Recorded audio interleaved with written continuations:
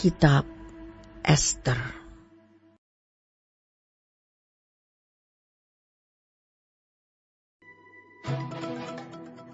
Pada zaman Ahasiweros, dialah Ahasiweros yang merajai 127 daerah, mulai dari India sampai ke Ethiopia.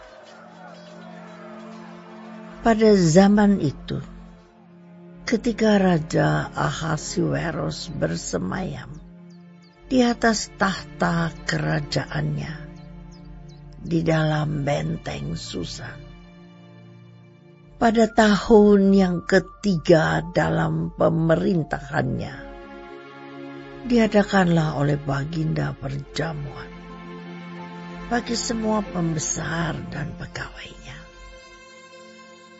tentara Persia dan Media, kaum bangsawan dan pembesar daerah hadir di hadapan Baginda. Di samping itu, Baginda memamerkan kekayaan kemuliaan kerajaannya dan keindahan kebesarannya yang bersemarak berhari-hari lamanya, sampai 180 hari.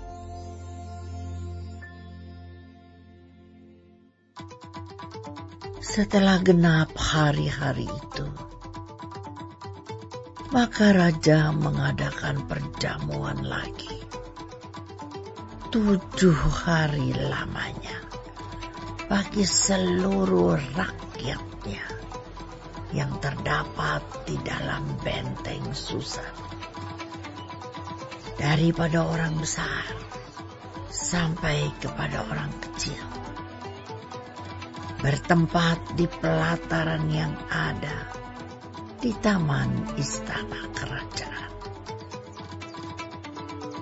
Di situ tirai-mirai daripada kain lenan, mori halus, dan kain ungu tua yang terikat dengan tali lenan halus dan ungu muda, bergantung pada tombol-tombol perak di tiang-tiang marmer putih. Sedang katil emas dan perak ditempatkan di atas lantai pualam, marmer putih, gewang, dan pelingkap. Minuman dihidangkan dalam piala emas yang beraneka warna, dan anggurnya ialah anggur minuman raja yang berlimpah-limpah, sebagaimana layak bagi raja.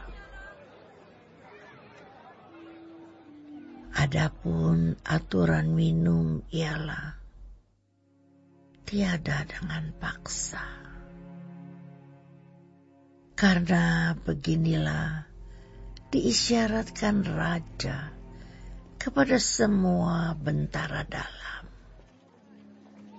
supaya mereka berbuat menurut keinginan tiap-tiap orang.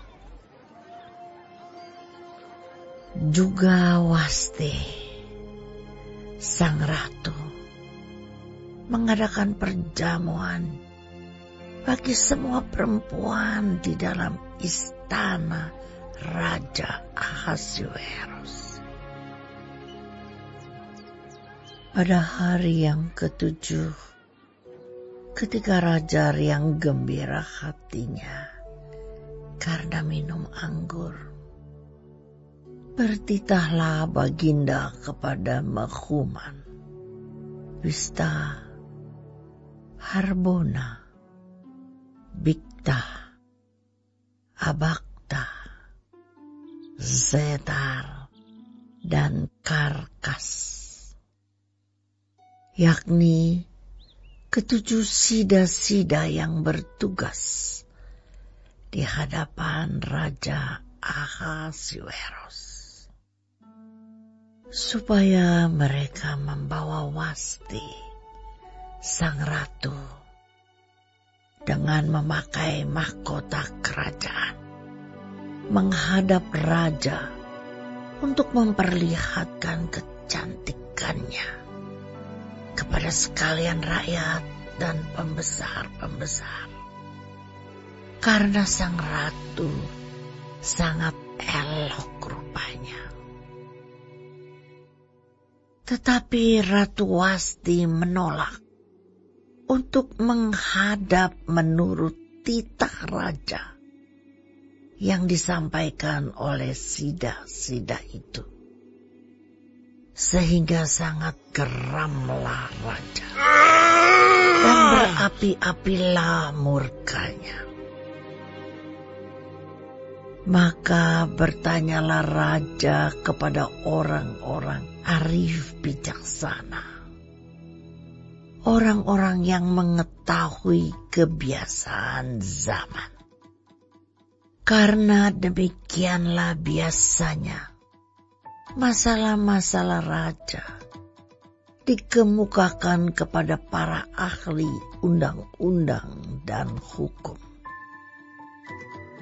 Adapun yang terdekat kepada Baginda ialah Karsena, Setar, Atmata, Tarsis, Meres, Marsena, dan Memukan, ketujuh pembesar Persia dan Media yang boleh memandang wajah raja dan yang mempunyai kedudukan yang tinggi di dalam kerajaan. Tanya raja, apakah yang harus diperbuat atas Ratu Wasti menurut undang-undang? Karena tidak dilakukannya titah Raja Ahasuerus yang disampaikan oleh sida-sida. Maka sembah Memukan di hadapan raja dan para pembesar itu. Wasti sang ratu bukan bersalah kepada raja saja, melainkan juga kepada semua pembesar dan segala bangsa yang di dalam segala daerah Raja Ahasuerus. Karena kelakuan sang ratu itu akan merata kepada semua perempuan, sehingga mereka tidak menghiraukan suaminya apabila diceritakan orang, Raja Ahasuerus menitahkan supaya Wasti sang ratu dibawa menghadap kepadanya. Tetapi ia tidak mau datang. Pada hari ini juga, istri para pembesar raja di Persia dan Media yang mendengar tentang kelakuan sang ratu akan berbicara tentang hal itu kepada suaminya, sehingga berlarut-larutlah penghinaan dan kegusaran. Jikalau baik pada pemandangan raja, hendaklah dikeluarkan suatu titah kerajaan dari hadapan Baginda dan dituliskan di dalam undang-undang Persia dan Media, sehingga tidak dapat dicabut kembali, bahwa Wasti dilarang menghadap Raja Ahasuerus, dan bahwa raja akan mengaruniakan kedudukannya sebagai ratu kepada orang lain yang lebih baik daripadanya. Bila keputusan yang diambil raja kedengaran di seluruh kerajaannya, alangkah besarnya kerajaan itu. Maka semua perempuan akan memberi hormat kepada suami mereka, daripada orang besar sampai kepada orang kecil. Usul itu dipandang baik oleh raja serta para pembesar.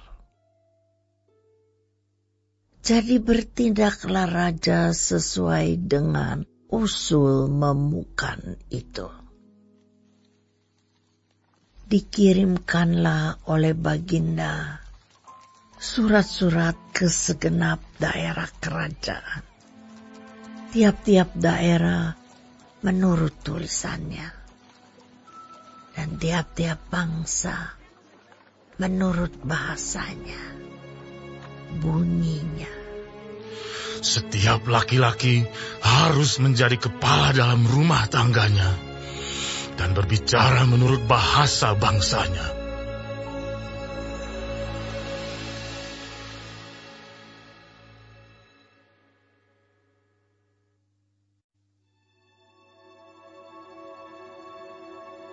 Sesudah peristiwa-peristiwa ini, dan setelah kepanasan murka Raja Ahasiweros surut, terkenanglah Baginda kepada Wasti dan yang dilakukannya, dan kepada apa yang diputuskan atasnya. Maka sembah para biduanda raja yang bertugas pada Baginda. Hendaklah orang mencari bagi raja gadis-gadis, yaitu anak-anak dara yang elok rupanya. Hendaklah raja menempatkan kuasa-kuasa di segenap daerah kerajaannya, supaya mereka mengumpulkan semua gadis, anak-anak dara yang elok rupanya, di dalam benteng Susan, di balai perempuan, di bawah pengawasan Hegai, Sida Raja, penjaga para perempuan. Hendaklah diberikan wangi-wangian kepada mereka. Dan gadis yang terbaik pada pemandangan raja, baiklah dia menjadi ratu ganti Wasti. Hal itu dipandang baik oleh raja, dan dilakukanlah demikian. Pada waktu itu ada di dalam benteng Susan seorang Yahudi yang bernama Mordekai bin Yair bin Simei bin Kis, seorang Benyamin yang diangkut dari Yerusalem sebagai salah seorang buangan yang turut dengan Yekhonya, Raja Yehuda, ketika ia diangkut ke dalam pembuangan oleh Raja Nebukadnezar, Raja Babel. Mordekai itu pengasuh Hadasa, yakni Ester, anak saudara ayahnya. Sebab anak itu tidak beribu bapa lagi. Gadis itu elok perawakannya dan cantik parasnya. Ketika ibu bapanya mati, ia diangkat sebagai anak oleh Mordekai. Setelah titah dan undang-undang raja tersiar, dan banyak gadis dikumpulkan di dalam benteng Susan, di bawah pengawasan Hegai, maka Ester pun dibawa masuk ke dalam istana raja, di bawah pengawasan Hegai, penjaga para perempuan. Maka gadis itu sangat baik pada pemandangannya dan menimbulkan kasih sayangnya, sehingga Hegai segera memberikan wangi-wangian dan pelabur kepadanya, dan juga 7 orang dayang-dayang yang terpilih dari isi istana raja. Kemudian memindahkan dia dengan dayang-dayangnya ke bagian yang terbaik di dalam balai perempuan. Esther tidak memberitahukan kebangsaan dan asal-usulnya karena dilarang oleh Mordekai. Tiap-tiap hari berjalan-jalanlah Mordekai di depan pelataran balai perempuan itu untuk mengetahui bagaimana keadaan Esther dan apa yang akan berlaku atasnya. Tiap-tiap kali seorang gadis mendapat giliran untuk masuk menghadap Raja Ahasuerus, dan sebelumnya ia dirawat menurut peraturan bagi para perempuan selama 12 bulan. Sebab seluruh waktu itu digunakan untuk pemakaian wangi-wangian. 6 bulan untuk memakai minyak mur, dan 6 bulan lagi untuk memakai minyak kasai, serta lain-lain wangi-wangian perempuan. Lalu gadis itu masuk menghadap raja, dan segala apa yang dimintanya harus diberikan kepadanya untuk dibawa masuk dari balai perempuan ke dalam istana raja. Pada waktu petang ia masuk, dan pada waktu pagi ia kembali. Tetapi sekali ini ke dalam balai perempuan yang kedua, di bawah pengawasan Saasgas, sida-sida raja, penjaga para gundik. Ia tidak diperkenankan masuk lagi menghadap raja, kecuali jikalau raja berkenan kepadanya, dan ia dipanggil dengan disebutkan namanya. Ketika Esther, anak Abihail, yakni saudara ayah Mordekai, yang mengangkat Esther sebagai anak, mendapat giliran untuk masuk menghadap raja, maka ia tidak menghendaki sesuatu apapun selain daripada yang dianjurkan oleh Hegai, sida-sida raja, penjaga para perempuan. Maka Esther dapat menimbulkan kasih sayang pada semua orang yang melihat dia. Demikianlah Esther dibawa masuk menghadap Raja Ahasuerus ke dalam istananya pada bulan yang ke-10, yakni bulan Tebet, pada tahun yang ke-7 dalam pemerintahan Baginda.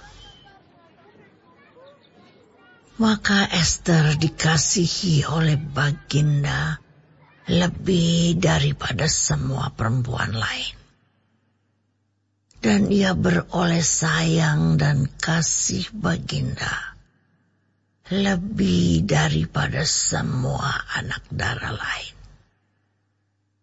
sehingga Baginda mengenakan mahkota kerajaan ke atas kepalanya dan mengangkat dia menjadi ratu ganti Wasti. Kemudian diadakanlah oleh Baginda suatu perjamuan bagi semua pembesar dan pegawainya, yakni perjamuan karena Ester. Dan Baginda menitahkan kebebasan pajak bagi daerah-daerah serta mengaruniakan anugerah sebagaimana layak bagi raja. Selama anak-anak Dara dikumpulkan untuk kedua kalinya, Mordekai duduk di pintu gerbang istana raja. Adapun Ester tidak memberitahukan asal-usul dan kebangsaannya, seperti diperintahkan kepadanya oleh Mordekai. Sebab Ester tetap berbuat menurut perkataan Mordekai, seperti pada waktu ia masih dalam asuhannya. Pada waktu itu, ketika Mordekai duduk di pintu gerbang istana raja, sakit hatilah Bigtan dan Teres, dua orang sida-sida raja yang termasuk golongan penjaga pintu. Lalu berikhtiarlah mereka untuk membunuh Raja Ahasuerus. Tetapi perkara itu dapat diketahui oleh Mordekai, lalu diberitahukannya kepada Ester sang ratu. Dan Ester mempersembahkannya kepada raja atas nama Mordekai. Perkara itu diperiksa dan ternyata benar. Maka kedua orang itu disulakan pada tiang. Dan peristiwa itu dituliskan di dalam kitab sejarah di hadapan raja.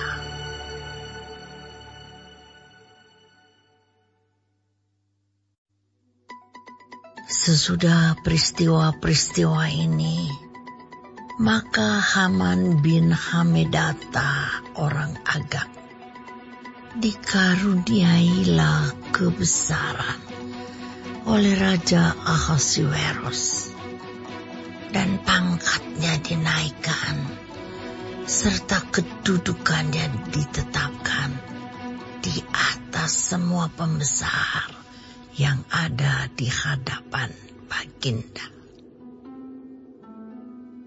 Dan semua pegawai raja yang di pintu gerbang istana raja berlutut dan sujud kepada Haman.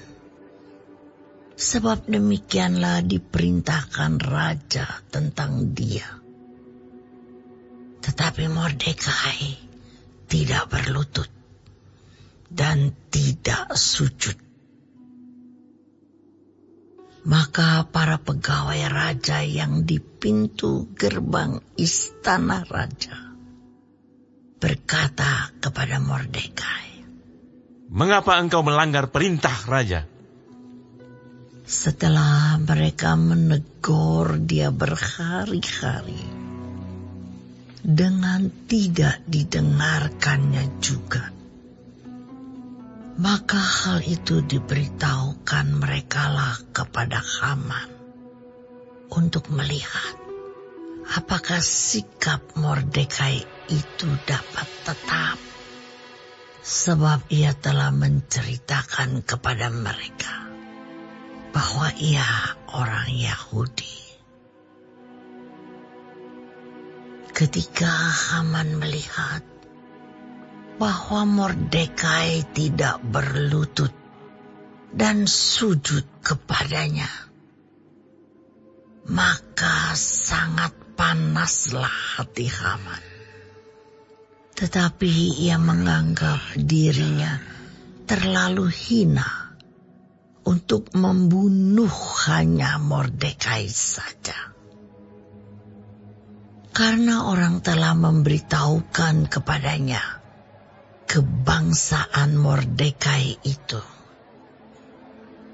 Jadi, Haman mencari ikhtiar memunahkan semua orang Yahudi, yakni bangsa Mordekai itu, di seluruh kerajaan Ahasuerus.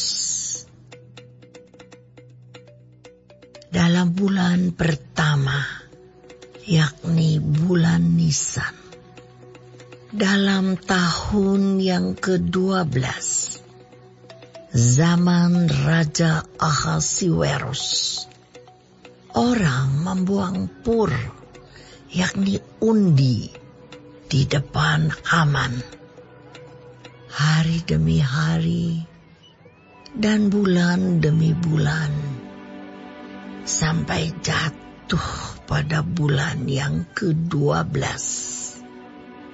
yakni bulan Adar. Maka sembah Haman kepada Raja Ahasuerus. Ada suatu bangsa yang hidup tercerai-berai dan terasing di antara bangsa-bangsa di dalam seluruh kerajaan Tuanku. Dan hukum mereka berlainan dengan hukum segala bangsa. Dan hukum raja tidak dilakukan mereka, sehingga tidak patut bagi raja membiarkan mereka leluasa. Jikalau baik pada pemandangan raja, hendaklah dikeluarkan surat titah untuk membinasakan mereka. Maka hamba akan menimbang perak 10.000 talenta dan menyerahkannya kepada tangan para pejabat yang bersangkutan, supaya mereka memasukkannya ke dalam perbendaharaan raja. Maka raja mencabut cincin meterainya dari jarinya, lalu diserahkannya kepada Haman bin Hamedata, orang Agag, seteru orang Yahudi itu. Kemudian titah raja kepada Haman, perak itu terserah kepadamu, juga bangsa itu untuk kau perlakukan seperti yang kau pandang baik. Maka dalam bulan yang pertama, pada hari yang ke-13, dipanggillah para panitera raja. Lalu sesuai dengan segala yang diperintahkan Haman, ditulislah surat kepada wakil-wakil raja, kepada setiap bupati yang menguasai daerah, dan kepada setiap pembesar bangsa, yakni kepada tiap-tiap daerah menurut tulisannya, dan kepada tiap-tiap bangsa menurut bahasanya. Surat itu ditulis atas nama Raja Ahasuerus dan dimeterai dengan cincin meterai raja.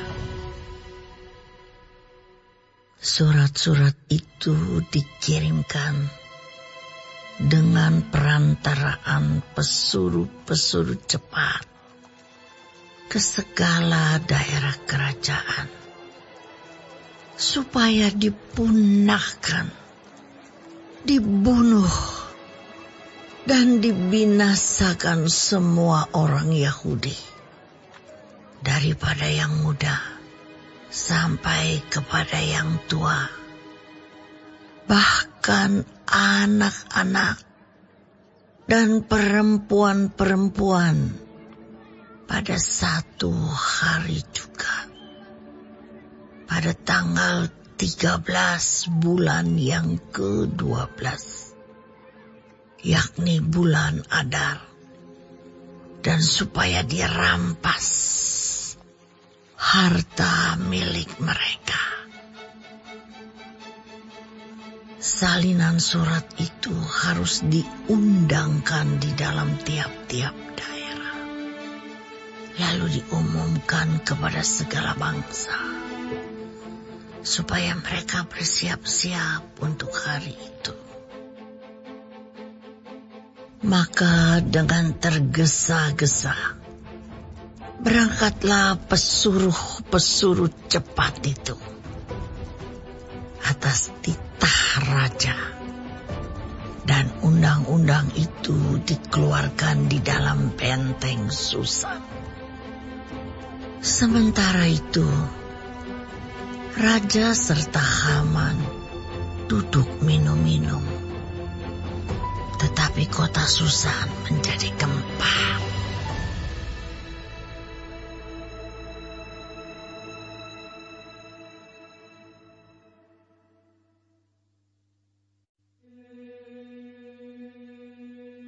Setelah Mordekai mengetahui segala yang terjadi itu, ia mengoyakkan pakaiannya, lalu memakai kain kabung dan abu. Kemudian keluar berjalan di tengah-tengah kota, sambil melolong-lolong dengan nyaring dan pedih. Dengan demikian, datanglah ia sampai ke depan pintu gerbang istana raja. Karena seorang pun tidak boleh masuk pintu gerbang istana raja dengan berpakaian kain kabung. Di tiap-tiap daerah kemana titah dan undang-undang raja telah sampai, ada perkabungan yang besar di antara orang Yahudi, disertai puasa dan ratap tangis. Oleh banyak orang dibentangkan kain kabung dengan abu sebagai lapik tidurnya. Ketika dayang-dayang dan sida-sida Ester memberitahukan hal itu kepadanya, maka sangatlah risau hati sang ratu. Lalu dikirimkannyalah pakaian supaya dipakaikan kepada Mordekai, dan supaya ditanggalkan kain kabungnya daripadanya. Tetapi tidak diterimanya. Maka Ester memanggil Hatta, salah seorang sida-sida raja, yang ditetapkan baginda melayani dia, lalu memberi perintah kepadanya menanyakan Mordekai untuk mengetahui apa artinya dan apa sebabnya hal itu. Lalu keluarlah Hatta mendapatkan Mordekai di lapangan kota yang di depan pintu gerbang istana raja. Dan Mordekai menceritakan kepadanya segala yang dialaminya, serta berapa banyaknya perak yang dijanjikan oleh Haman akan ditimbang untuk perbendaharaan raja. sebagai harga pembinasaan orang Yahudi. Juga salinan surat undang-undang yang dikeluarkan di Susan untuk memunahkan mereka itu diserahkannya kepada Hatta supaya diperlihatkan dan diberitahukan kepada Ester.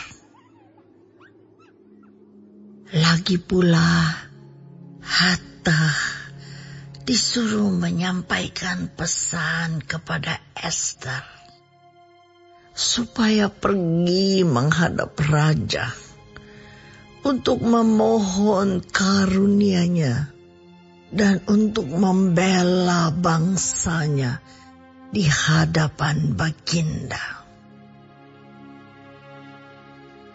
Lalu masuklah Hatta dan menyampaikan perkataan Mordekai kepada Ester.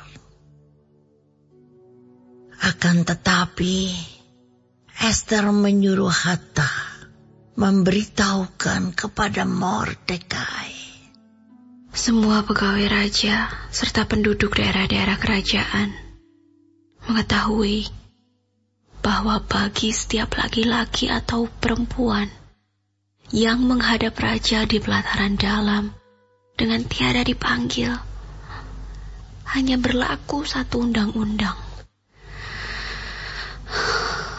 yakni hukuman mati. Hanya orang yang kepadanya raja mengulurkan tongkat emas yang akan tetap hidup. Dan aku selama 30 hari ini tidak dipanggil menghadap raja. Ketika disampaikan orang perkataan Ester itu kepada Mordekai, maka Mordekai menyuruh menyampaikan jawab ini kepada Ester. Jangan kira karena engkau di dalam istana raja, hanya engkau yang akan terluput dari antara semua orang Yahudi. Sebab sekalipun engkau pada saat ini berdiam diri saja, bagi orang Yahudi akan timbul juga pertolongan dan kelepasan dari pihak lain. Dan engkau dengan kaum keluargamu akan binasa.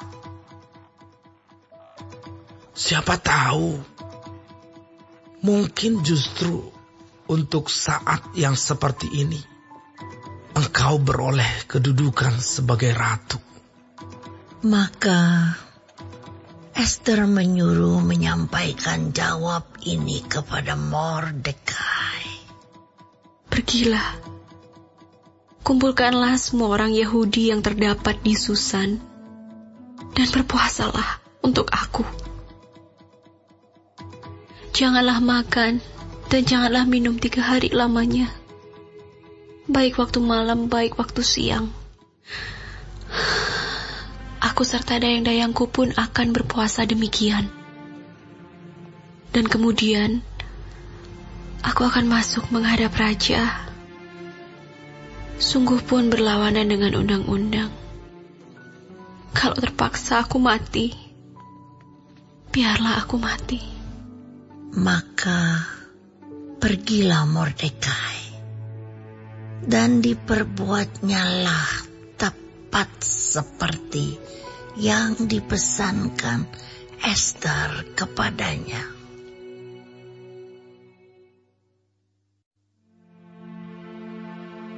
Pada hari yang ketiga, Ester mengenakan pakaian ratu. Lalu berdirilah ia di pelataran dalam istana raja, tepat di depan istana raja. Raja bersemayam di atas takhta kerajaan di dalam istana. berhadapan dengan pintu istana itu. Ketika raja melihat Ester, sang ratu, berdiri di pelataran, berkenanlah raja kepadanya. Sehingga raja mengulurkan tongkat emas yang di tangannya ke arah Ester.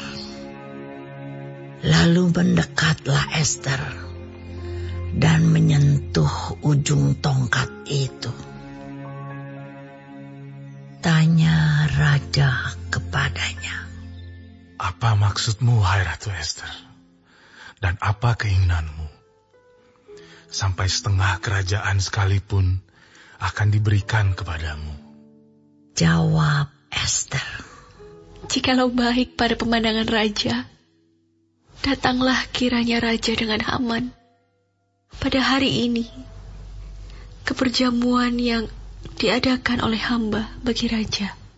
Maka titah raja, "Suruhlah Haman datang dengan segera, supaya kami memenuhi permintaan Ester."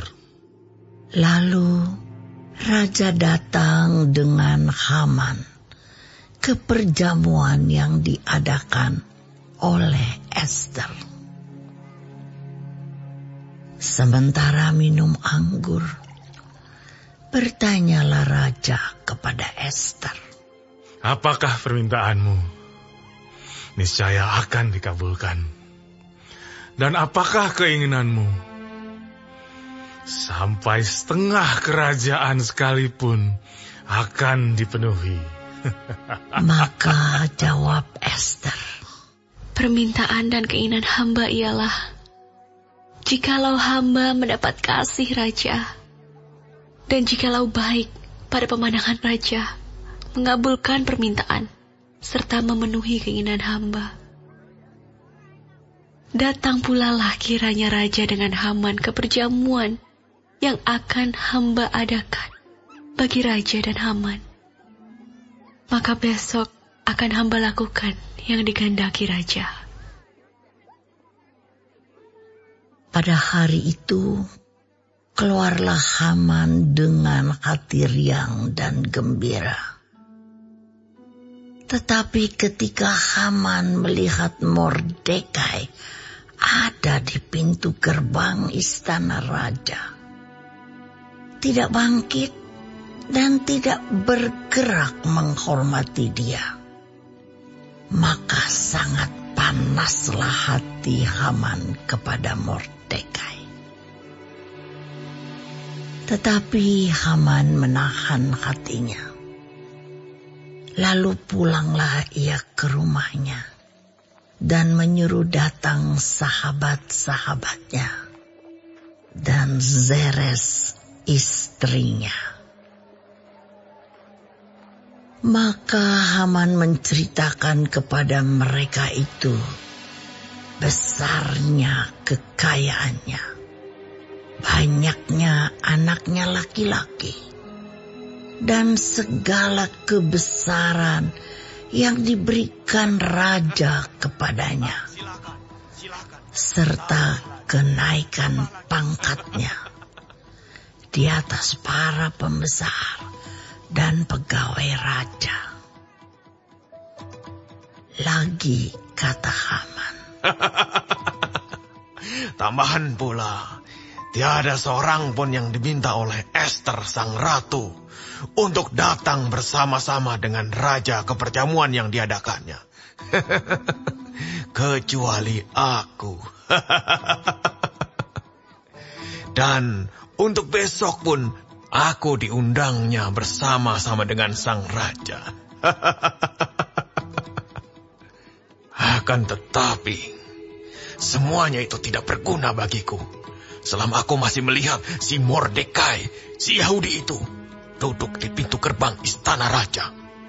Lalu kata Zeres istrinya dan semua sahabatnya kepadanya, "Suruhlah orang membuat tiang yang tingginya 50 hasta, dan persembahkanlah besok pagi kepada raja, supaya Mordekai disulahkan orang pada tiang itu. Kemudian dapatlah engkau dengan bersuka cita pergi bersama-sama dengan raja ke perjamuan itu. Hal itu dipandang baik oleh Haman. Lalu ia menyuruh membuat tiang itu.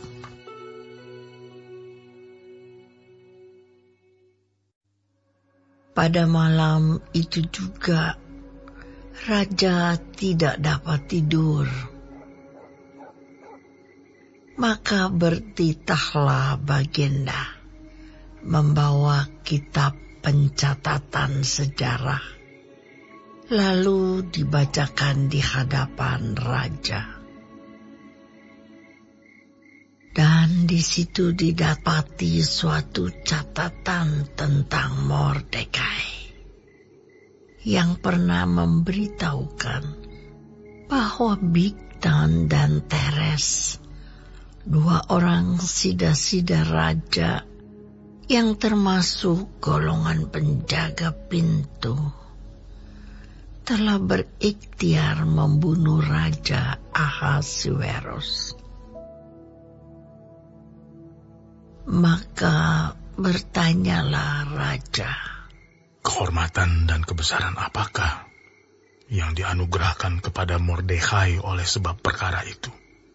Jawab para biduanda raja yang bertugas pada Baginda.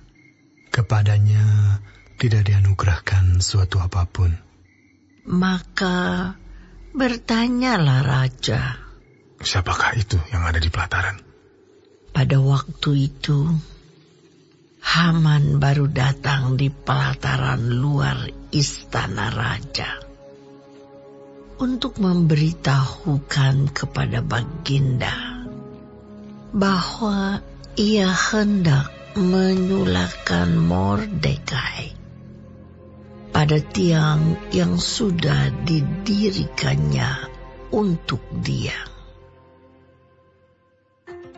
Lalu jawab para biduanda raja kepada Baginda, itulah Haman, ia berdiri di pelataran. Maka titah raja, suruhlah dia masuk. Setelah Haman masuk, bertanyalah raja kepadanya, apakah yang harus dilakukan kepada orang yang raja berkenan menghormatinya? Kata Haman dalam hatinya, kepada siapa lagi raja berkenan menganugerahkan kehormatan lebih dari kepadaku? Oleh karena itu jawab Haman kepada raja, mengenai orang yang raja berkenan menghormatinya, hendaklah diambil pakaian kerajaan yang biasa dipakai oleh raja sendiri.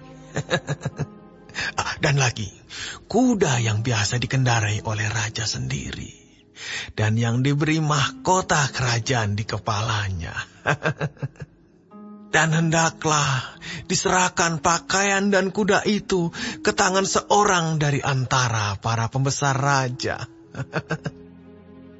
Orang-orang bangsawan. Lalu hendaklah pakaian itu dikenakan kepada orang yang raja berkenan menghormatinya. Kemudian hendaklah ia diarak dengan mengendarai kuda itu melalui lapangan kota, sedang orang berseru-seru di depannya. Beginilah dilakukan kepada orang yang raja berkenan menghormatinya.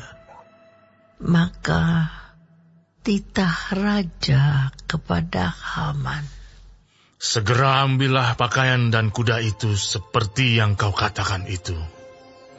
Dan lakukanlah demikian kepada Mordekai, orang Yahudi yang duduk di pintu gerbang istana.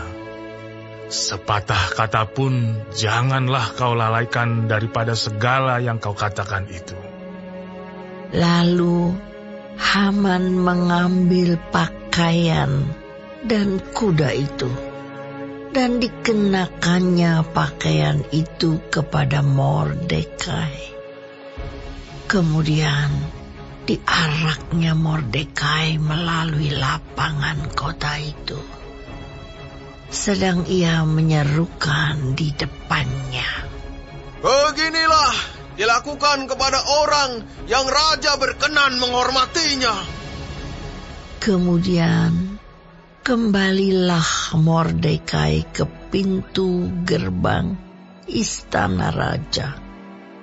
Tetapi Haman bergesa-gesa pulang ke rumahnya dengan sedih hatinya dan berselubung kepalanya.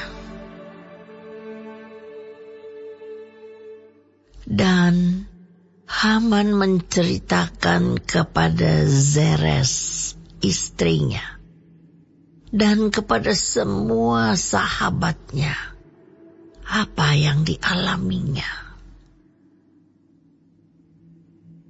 Maka kata para orang arif bijaksana dan Zeres istrinya kepadanya, "Jikalau Mordekai yang di depannya engkau sudah mulai jatuh adalah keturunan Yahudi, maka engkau tidak akan sanggup melawan dia. Malahan engkau akan jatuh benar-benar di depannya." Selagi mereka itu bercakap-cakap dengan dia, datanglah sida-sida raja, lalu mengantarkan Haman dengan segera ke perjamuan yang diadakan oleh Ester.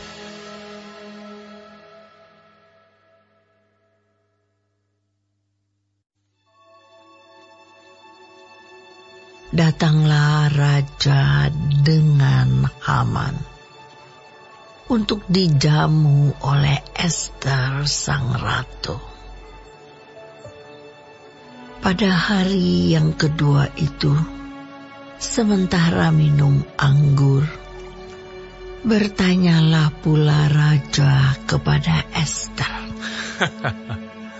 "Apakah permintaanmu, hai Ratu Ester? Niscaya akan dikabulkan. Dan apakah keinginanmu? Sampai setengah kerajaan sekalipun akan dipenuhi." Maka jawab Ester sang ratu, "Ya Raja, jikalau hamba mendapat kasih Raja, dan jikalau baik pada pemandangan Raja, karuniakanlah kiranya kepada hamba nyawa hamba atas permintaan hamba, dan bangsa hamba atas keinginan hamba. Karena kami, hamba serta bangsa hamba, telah terjual untuk dipunahkan, dibunuh, dan dibinasakan. Jikalau seandainya kami hanya dijual sebagai budak laki-laki dan perempuan, niscaya hamba akan berdiam diri. Tetapi malapetaka ini tiada taranya di antara bencana yang menimpa Raja." Maka bertanyalah Raja Ahasuerus kepada Ester sang ratu, "Siapakah orang itu? Dan di manakah dia yang hatinya mengandung niat akan berbuat demikian?" Lalu jawab Ester, "Penganiaya dan musuh itu ialah Haman, orang jahat ini." Maka Haman pun sangatlah ketakutan di hadapan raja dan ratu. Lalu bangkitlah raja dengan panas hatinya daripada minum anggur, dan keluar ke taman istana. Akan tetapi Haman masih tinggal untuk memohon nyawanya kepada Ester sang ratu, karena ia melihat bahwa telah putus niat raja untuk mendatangkan celaka kepadanya. Ketika raja kembali dari taman istana ke dalam ruangan minum anggur, maka Haman berlutut pada katil tempat Ester berbaring. Maka titah raja, "Masih jugakah ia hendak menggagahi sang ratu di dalam istanaku sendiri?" Tatkala titah raja itu keluar dari mulutnya, maka diselubungi oranglah muka Haman. Sembah Harbona, salah seorang sida-sida yang di hadapan raja. Lagi pula tiang yang dibuat Haman untuk Mordekai, orang yang menyelamatkan raja dengan pemberitahuannya itu, telah berdiri di dekat rumah Haman, 50 hasta tingginya. Lalu titah raja, "Sulahkan dia pada tiang itu." Kemudian Hama disulahkan pada tiang yang didirikannya untuk Mordekai. Maka surutlah panas hati raja.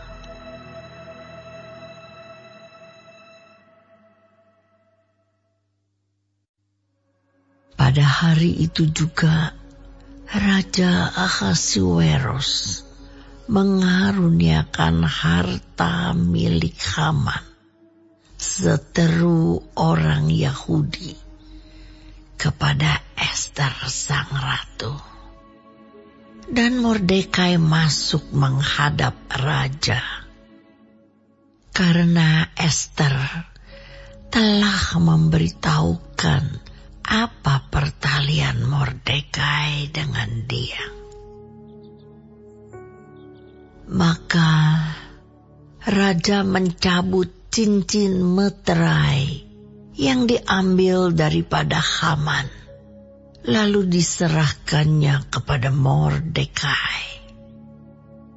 Dan Mordekai diangkat oleh Ester menjadi kuasa atas harta milik Haman. Kemudian Ester berkata lagi kepada raja sambil sujud pada kakinya dan menangis memohon karunia-Nya, supaya dibatalkannya maksud jahat Haman, orang Agag itu, serta rancangan yang sudah dibuatnya terhadap orang Yahudi. Maka raja mengulurkan tongkat emas kepada Ester. Lalu bangkitlah Ester dan berdiri di hadapan raja serta sembahnya. Jikalau baik pada pemandangan raja, dan jikalau hamba mendapat kasih raja, dan hal ini kiranya dipandang benar oleh raja, dan raja berkenan kepada hamba, maka hendaklah dikeluarkan surat titah untuk menarik kembali surat-surat yang berisi rancangan Haman bin Hamedata, orang Agag itu, yang ditulisnya untuk membinasakan orang Yahudi di dalam semua daerah kerajaan. Karena bagaimana hamba dapat melihat malapetaka yang menimpa bangsa hamba, dan bagaimana hamba dapat melihat kebinasaan sanak saudara hamba. Maka jawab Raja Ahasuerus kepada Ester sang ratu, serta kepada Mordekai orang Yahudi itu, "Harta milik Haman telah kukaruniakan kepada Ester, dan Haman sendiri telah disulahkan pada tiang, karena ia sudah mengacungkan tangannya kepada orang Yahudi." tuliskanlah atas nama raja apa yang kamu pandang baik tentang orang Yahudi. Dan meteraikanlah surat itu dengan cincin meterai raja. Karena surat yang dituliskan atas nama raja dan dimeteraikan dengan cincin meterai raja tidak dapat ditarik kembali. Pada waktu itu juga dipanggillah para panitera raja dalam bulan yang ketiga, yakni bulan Siwan, pada tanggal 23. Dan sesuai dengan segala yang diperintahkan Mordekai, ditulislah surat kepada orang Yahudi dan kepada para wakil pemerintah, para bupati, dan para pembesar daerah dari India sampai ke Ethiopia. 127 daerah. Kepada tiap-tiap daerah menurut tulisannya, dan kepada tiap-tiap bangsa menurut bahasanya, dan juga kepada orang Yahudi menurut tulisan dan bahasanya. Maka ditulislah pesan atas nama Raja Ahasuerus dan dimeterai dengan cincin meterai raja. Lalu dengan perantaraan pesuruh-pesuruh cepat yang berkuda, yang diternakan di pekudaan, dikirimkanlah surat-surat yang isinya Raja mengizinkan orang Yahudi di tiap-tiap kota untuk berkumpul dan mempertahankan nyawanya, serta memunahkan, membunuh atau membinasakan segala tentara, bahkan anak-anak dan perempuan-perempuan dari bangsa dan daerah yang hendak menyerang mereka, dan untuk merampas harta miliknya. Pada hari yang sama di segala daerah Raja Ahasuerus, pada tanggal 13 bulan yang ke-12, yakni bulan Adar. Salinan pesan tertulis itu harus diundangkan di tiap-tiap daerah, lalu diumumkan kepada segala bangsa. Dan orang Yahudi harus bersiap-siap untuk hari itu akan melakukan pembalasan kepada musuhnya. Maka dengan terburu-buru dan tergesa-gesa, berangkatlah pesuruh-pesuruh cepat yang mengendarai kuda kerajaan yang tangkas itu atas titah raja, dan undang-undang itu dikeluarkan di dalam benteng Susan.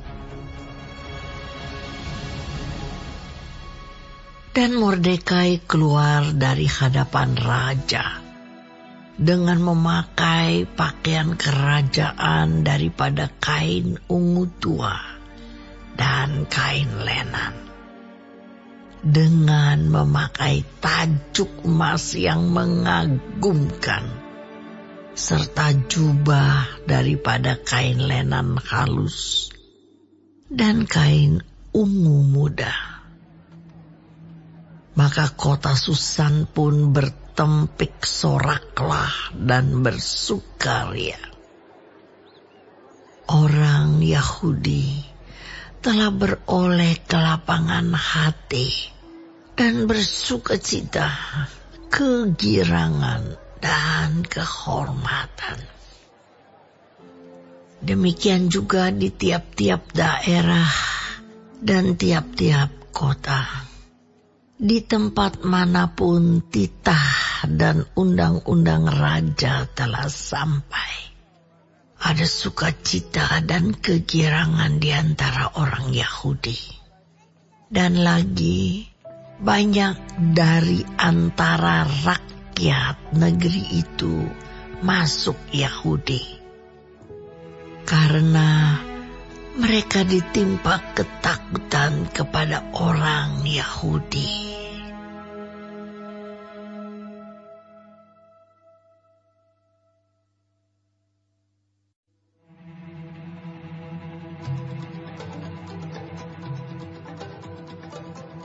Dalam bulan yang ke-12, yakni bulan Adar, pada hari yang ke-13, ketika titah serta undang-undang raja akan dilaksanakan, pada hari musuh-musuh orang Yahudi berharap mengalahkan orang Yahudi, terjadilah yang sebaliknya.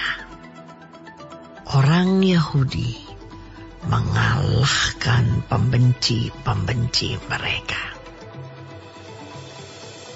Maka berkumpullah orang Yahudi di dalam kota-kotanya di seluruh daerah Raja Ahasiweros untuk membunuh orang-orang yang berikhtiar mencelakakan mereka. Dan tiada seorang pun tahan menghadapi mereka, karena ketakutan kepada orang Yahudi telah menimpa segala bangsa itu. Dan semua pembesar daerah dan wakil pemerintahan dan bupati serta pejabat kerajaan menyokong orang Yahudi karena ketakutan kepada Mordekai telah menimpa mereka.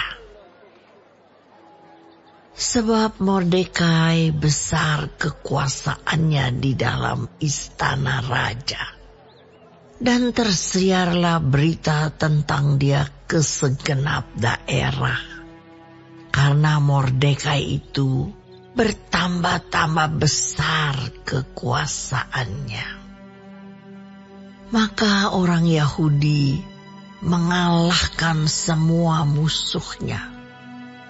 Mereka memukulnya dengan pedang, membunuh dan membinasakannya. Mereka berbuat sekehendak hatinya terhadap pembenci-pembenci mereka. Di dalam benteng Susan saja, orang Yahudi membunuh dan membinasakan 500 orang.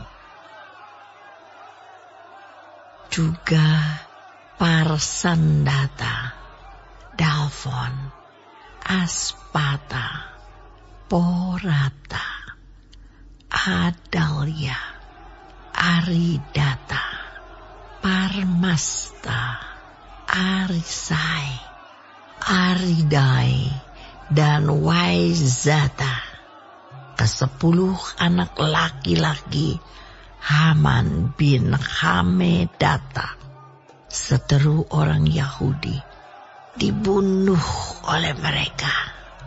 Tetapi kepada barang rampasan tidaklah mereka mengulurkan tangan.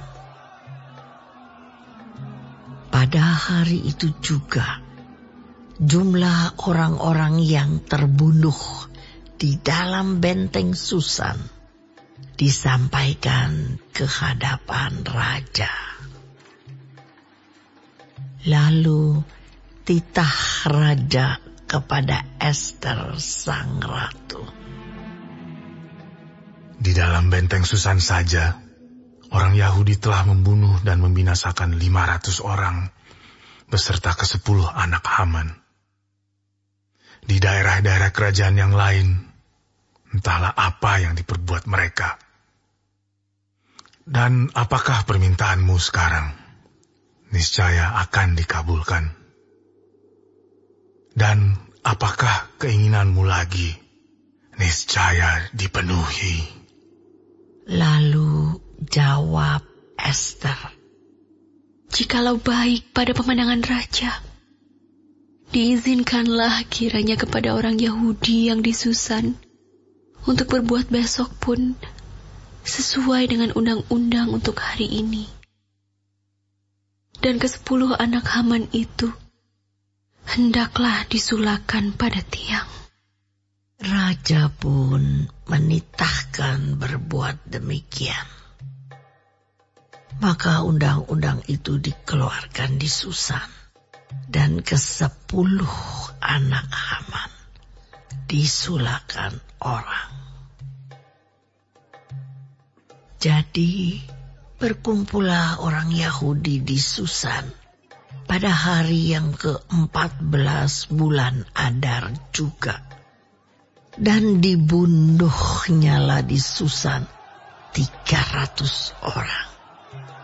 Tetapi kepada barang rampasan tidaklah mereka mengulurkan tangan. Orang Yahudi yang lain yang ada di dalam daerah kerajaan berkumpul dan mempertahankan nyawanya serta mendapat keamanan terhadap musuhnya. Mereka membunuh 75.000 orang di antara pembenci-pembenci mereka. Tetapi kepada barang rampasan tidaklah mereka mengulurkan tangan. Hal itu terjadi pada hari yang ke-13 dalam bulan Adar. Pada hari yang ke-14 berhentilah mereka, dan hari itu dijadikan mereka hari perjamuan dan sukacita. Akan tetapi orang Yahudi yang di Susan berkumpul, baik pada hari yang ke-13, baik pada hari yang ke-14 dalam bulan itu. Lalu berhentilah mereka pada hari yang ke-15. Dan hari itu dijadikan mereka hari perjamuan dan sukacita. Oleh sebab itu, orang Yahudi yang di pedusunan, yakni yang diam di perkampungan, merayakan hari yang ke-14 bulan Adar itu sebagai hari sukacita dan hari perjamuan, dan sebagai hari gembira untuk antar mengantar makanan. Maka Mordekai menuliskan peristiwa itu, lalu mengirimkan surat-surat kepada semua orang Yahudi di seluruh daerah Raja Ahasuerus, baik yang dekat, baik yang jauh, untuk mewajibkan mereka supaya tiap-tiap tahun merayakan hari yang ke-14 dan yang ke-15 bulan Adar. Karena pada hari-hari itulah orang Yahudi mendapat keamanan terhadap musuhnya. Dan dalam bulan itulah duka cita mereka berubah menjadi sukacita, dan hari perkabungan menjadi hari gembira. Dan supaya menjadikan hari-hari itu hari perjamuan dan sukacita, dan hari untuk antar mengantar makanan, dan untuk bersedekah kepada orang-orang miskin. Maka orang Yahudi menerima sebagai ketetapan apa yang sudah dimulai mereka melakukannya dan apa yang ditulis Mordekai kepada mereka. Sesungguhnya Haman bin Hamedata orang Agag, seteru semua orang Yahudi itu, telah merancangkan hendak membinasakan orang Yahudi. Dan ia pun telah membuang pur, yakni undi, untuk menghancurkan dan membinasakan mereka. Akan tetapi, ketika hal itu disampaikan di hadapan raja, maka dititahkannyalah dengan surat, supaya rancangan jahat yang dibuat Haman terhadap orang Yahudi itu dibalikkan ke atas kepalanya. Maka Haman beserta anak-anaknya disulakan pada tiang. Oleh sebab itulah hari-hari itu disebut Purim, menurut kata pur. Oleh sebab itu jugalah, yakni karena seluruh isi surat itu, dan karena apa yang dilihat mereka mengenai hal itu, dan apa yang dialami mereka, orang Yahudi menerima sebagai kewajiban dan sebagai ketetapan bagi dirinya sendiri dan keturunannya, dan bagi sekalian orang yang akan bergabung dengan mereka, bahwa mereka tidak akan melampaui merayakan kedua hari itu tiap-tiap tahun, menurut yang dituliskan tentang itu, dan pada waktu yang ditentukan.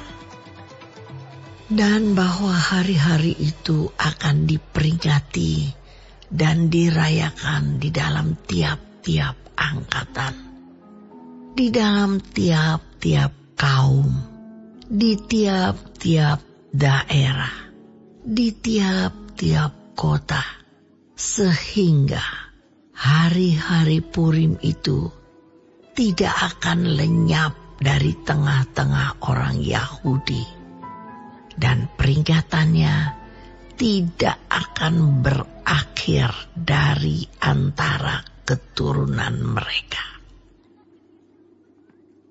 Lalu Ester sang ratu, anak Abihail, menulis surat bersama-sama dengan Mordekai orang Yahudi itu. Surat yang kedua tentang hari raya Purim ini dituliskannya dengan segala ketegasan untuk menguatkannya. Lalu dikirimkanlah surat-surat kepada semua orang Yahudi di dalam ke-127 daerah kerajaan Ahasuerus dengan kata-kata salam dan setia, supaya hari-hari Purim itu dirayakan pada waktu yang ditentukan, seperti yang diwajibkan kepada mereka oleh Mordekai orang Yahudi itu, dan oleh Ester sang ratu, dan seperti yang diwajibkan mereka kepada dirinya sendiri serta keturunan mereka mengenai hal berpuasa dan meratap-ratap. Demikianlah perintah Ester menetapkan perihal Purim itu. Kemudian dituliskan di dalam kitab.